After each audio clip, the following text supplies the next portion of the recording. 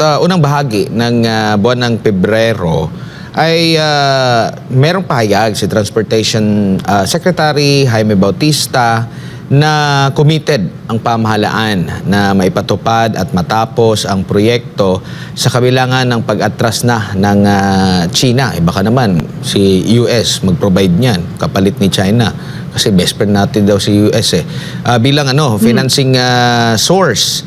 At ang kanilang focus daw ngayon ay ang pag-secure sa right of way habang naghahanap din ng karagdagan na magpupondo ng naturang proyekto. Alam mo, Admar, it shows na walang political will itong administration na ito. Marami tayong pinatayo nung panahon ni, hindi naman, natapos natin yung sinimulan nung panahon ni Presidente Aquino. Ang issues niyan, right of way. Pero, again, tingnan mo yung mga daan na tinayo sa Gensan nung under martial law, ang Mindanao. Wala namang opposition sa right of way sa Mindanao eh. Yung problema ng right of way, Luzon yan. Nakita ko yun ng sarili kong mata nung ako'y bumaba sa Gensan nung ang Mindanao ay under martial law.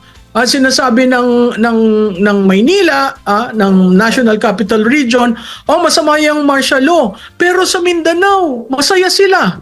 Iba ang sitwasyon ng martial law Luzon at iba ang sitwasyon ng martial law Mindanao. Natutuwa sila, nagkaroon ng ganon, natutuwa sila, nakakauwi ang tao ng maaga, may sundalo, very safe sila. Pero nung point na yon, titingnan mo yung Gensan, yung highway, 2 lanes lang yun naging 4, naging 6, okay? Pero magtataka kayong mga tao, sila mismo ang umuusod dun sa daan. Kasi sa kanila yun, minsan lang tayo magkaroon ng ilang lanes. Matuwa tayo. So makikita mo iba yung kultura. So yung road right of way ay problema sa lahat ng flagship program. Hindi yan problema na dapat itigil mo ang paghahanap sa popondo. Kayo nag-cancel Di ba? Kung kayo nag-cancel, dapat part ng due diligence, gumawa ka na ng saan ba ako kukuha ng pondo. Kaya makikita mo na naging political. Kaya nakakalungkot dahil ang daming expectations at sinasabi nga nung iba na ano ba yan, si Presidente Duterte waman lang ginawa sa Mindanao. Pero tinapos niya yung Bicol Airport na ang tagal-tagal na niyang pinangako. Tinapos niya yung Bicol Airport. Tinayo niya yung tulay sa Cordoba. Diba?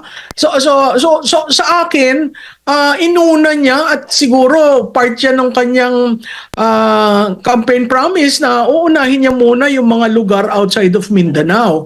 Kaya to a certain degree, may nagtatampo na mga Mindanaoan na bakit naman kami nakalimutan mo?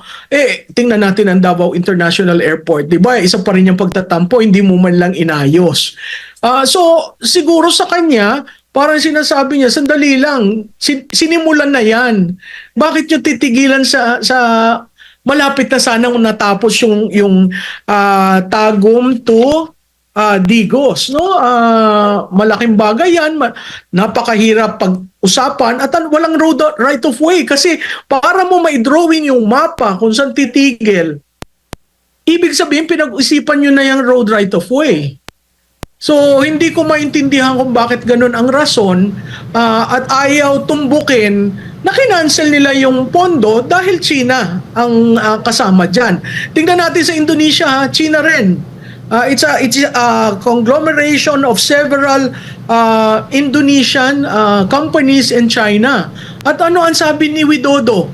Kahit ako magkautang, lumubog ang utang ang Indonesia, itutuloy ko ito kasi ito ang pangarap namin. 'Di ba? I mean the strength of vision and the willingness na gawin mo to. Kasi kung hindi mo yan gagawin, kung wala kang tapang na loob na gawin yung isang ganyang kalaking proyekto, wala kang magagawang malaking proyekto. Ano ba ang nasa GAA natin ngayong 2024? 'Di ba nawawala yung counterpart fund ng flagship programs at linagay nila sa zero, sabi nga ni Senator Marcos. So anong mangyayari niyan? Lahat ng flagship programs tigil?